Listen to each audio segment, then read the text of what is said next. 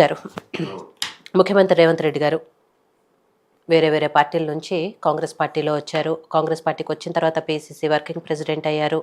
ఆ తర్వాత ఏకంగా ముఖ్యమంత్రి అయ్యారు. అంతవరకు బాగానే ఉంది. సరే, ఆయన పడ్డ కష్టానికి అంటే రేవంత్ రెడ్డి వచ్చిన తర్వాతే కాంగ్రెస్ పార్టీలో కొంత ఉత్సాహం వచ్చింది. ఆయన ద్వారానే పార్టీ కూడా అధికారంలోకి రాగలిగింది అనేది అయితే ఉంది. అందుకే ఆయనకు ముఖ్యమంత్రి పదవి ఇచ్చారు అనేది కూడా ఒకటి ఉంది. కానీ ఆయన పదే పదే ఇవాళే కాదు, అంతకుముందు గతంలో కూడా చాలాసార్లు మాట్లాడారు. మళ్ళీ ఇంకో 10 ఏళ్ళు నేనే ముఖ్యమంత్రిగా ఉంటా, నేనే సీఎంని అనటం. మళ్ళీ కాంగ్రెస్ పార్టీ అధికారంలోకి వస్తుంది అని చెప్పడంలో తప్పులేదు. కానీ నేనే సీఎంని అనటం వెనుక కారణాలు ఏంటి అనేది కాంగ్రెస్ పార్టీలోనే, ఎందుకంటే చాలామంది సీనియర్లు ఉన్నారు, వాళ్ళందరినీ కాదని ఈయనకు ముఖ్యమంత్రి పదవి ఇచ్చారు.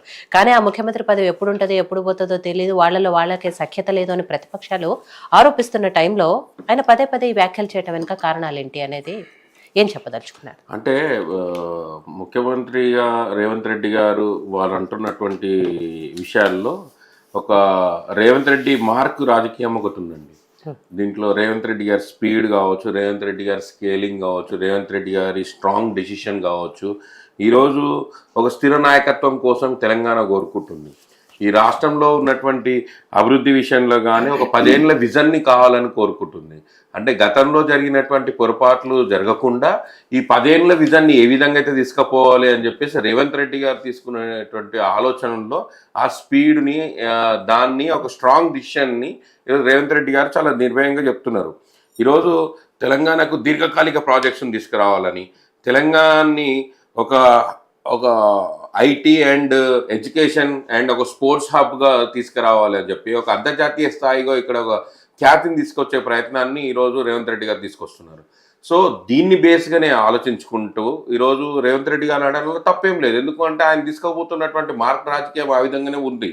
ఈరోజు మనం చూసినాం, ఈరోజు మన స్కూలింగ్స్ కావచ్చు, ఈరోజు చూస్తున్నటువంటి మిగతా అంశాల్లో, మన డెవలప్మెంట్ అంశాల్లో, అంటే గతంలో జరిగినటువంటి అన్ని తప్పిదాలను వాటన్నిటిని కూడా ఒక కంట్రోల్ స్టేజ్లో తీసుకొని పోతున్నటువంటి ఒక గొప్ప ప్లానింగ్తో తీసుకోబోతున్నాడు. కాబట్టి 100%గా ఈరోజు కాదు, తెలంగాణ ప్రజలు కోరుకుంటారు. ఎందుకు అంటే ఇప్పటి వరకు ఉన్నటువంటి స్కీమ్స్ని కూడా ఇప్పుడు అందరు కూడా ఈ ఒక సోకాల్డ్ పార్టీలు ఈరోజు ప్రతిపక్షాలు అని చెప్పుకునే వాళ్ళందరూ చెప్పుకునే వరకు మాత్రం ఒక మీడియా హైప్ కోర్టు క్రియేట్ చేస్తుండ్రు. ఏంది 6 గ్యారెంటీలు వస్తలేవు అని. ఎందుకు వస్తలేవు 6 గ్యారెంటీలు? ఈరోజు మహాలక్ష్మి స్కీమ్ అమలవుతుంది, ఉచిత బస్సు ద్వారా మహిళలు స్కీమ్స్ వస్తున్నాయి. ఏవైతే పెండింగ్ లో ఉన్నో వాటిని కూడా ఇప్పుడు కంప్లీట్ చేసేటందుకు రేవంత్ రెడ్డి గారు ఇచ్చిన మాటను కట్టుబడి ఉన్నారు. సో ఇది ఒకటే అని కాదు, గతంలో జరిగిన తప్పిదాలను ఏవి కూడా ఇప్పుడు జరగకుండా ప్రజలకు న్యాయంగా న్యాయబద్ధంగా వాళ్ళకి రావాల్సినటువంటి వాటాలను కేంద్రం నుండి తీసుకొచ్చి ఈరోజు ప్రజా సంక్షేమం వైపు తీసుకుపోవడానికి రేవంత్ రెడ్డి గారు ఆలోచననే ఈరోజు తను 10 ఏళ్ళు నేను సీఎంగా ఉంటా అని చెప్పడంలో సందేహం లేదు. నేను అదే అంటే ఆయనేమి ఇండివిజువల్గా పెట్టిన పథకాలు కావు, ఆయనేమి ఇండివిజువల్గా ఆయన ఇంట్లోకి వెళ్ళి తీసుకొస్తున్న పైసలు కావు, ప్రభుత్వం నుంచి వస్తున్న పైసలే కాబట్టి ప్రభుత్వం ఖర్చు పెడుతుంది. సో మళ్ళీ కాంగ్రెస్ ప్రభుత్వమే అధికారంలోకి వస్తామనడంలో తప్పులేదు, నేను అదే చెప్తున్నాను. కానీ నేనే సీఎంగా ఉంటాను అనేది ఒకవైపు బీసీ నినాదం నడుస్తోంది, 42% రిజర్వేషన్ల మీద గొడవలు నడుస్తున్నాయి. తెలంగాణలో బీజేపీ అధికారంలోకి వస్తే బీసీని ముఖ్యమంత్రిని చేస్తామని వాళ్ళు చెప్తున్నారు. అండ్ మహేష్ కుమార్ గౌడ్ గారు కూడా గతంలో చెప్పారు, రేవంత్ రెడ్డి లాస్ట్ ముఖ్యమంత్రి కాంగ్రెస్ తరపు నుంచి, నెక్స్ట్ వచ్చేది బీసీ ముఖ్యమంత్రి అని ఆయనే చెప్పారు. అట్లాంటప్పుడు నేనే ముఖ్యమంత్రిని అని చెప్పడంలో అక్కడే కాంట్రవర్సీ. అంటే రేవంత్ రెడ్డి గారు ఏమంటున్నారంటే, రేవంత్ రెడ్డి గారు కాంగ్రెస్ ప్రభుత్వం యొక్క సీఎం అభ్యర్థిగా సీఎం ఉంటారు, కాంగ్రెస్ పార్టీ ఇక్కడ ఈ ప్రభుత్వాన్ని నడిపిస్తుంది, రేపు రాబోయే రోజుల్లో కూడా మేము డెడికేట్గా మేము డెవలప్మెంట్ చేయబోతున్నాము, మేము చేసే డెవలప్మెంట్తోనే పబ్లిక్ యాక్సెప్టెన్స్ కూడా మాకు ఉంటుంది అనే ఒక విజనరీతోనే ఈరోజు రేవంత్ రెడ్డి గారు చెప్పారు.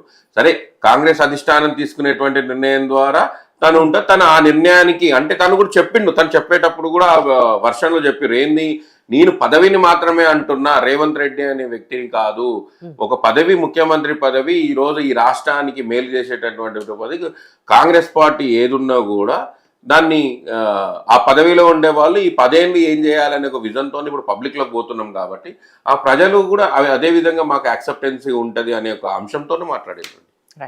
సో విద్యాసాగర్ గారు, రేవంత్ రెడ్డి గారు ఏదైతే పదే నేనే సీఎం అంటూ వస్తున్నారో, దాంట్లో ఆ కాంగ్రెస్ పార్టీ నుంచి సరే ఆయన వర్షన్ ఆయన రవి గారు చెప్పారు, బీఆర్ఎస్ పార్టీలో దీని మీద ఏమైనా చర్చ జరుగుతోందా? ఎందుకంటే నెక్స్ట్ అధికారం మాదే, ఇంకొక కొన్ని రోజులు ఓపిక పడితే మళ్ళీ కేసీఆరే వస్తారు, సారే వస్తారని చెప్పి